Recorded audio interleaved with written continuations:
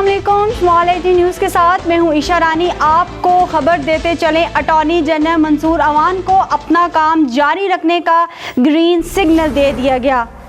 निगरान वज़ीर आज़म attorney general को अपने ओहदे पर बरकरार रखने का फैसला। मंसूर अवान को नून लीग की साबका हुकूमत ने अटॉर्नी जनरल लगाया था। सुप्रीम कोर्ट में चूँकि काफ़ी अहम मुकदमात की समाअत हो रही है, इसलिए साबका पॉलिसी मुबैना तौर पर जारी रखने का अंदिया। दूसरी तरफ डॉलर की एक दफ़ा फिर उड़ान। इंटर बैंक में डॉलर ₹3.26 महंगा, ओपन मार्केट में डॉलर ₹4 महंगा, 300 रुपये में फ़रोख्त। माहिरीन माशियात के मुताबिक इम्पोर्ट आहिस्ता आहिस्ता खुल रही है, इसलिए डॉलर की डिमांड में इजाफा होगा।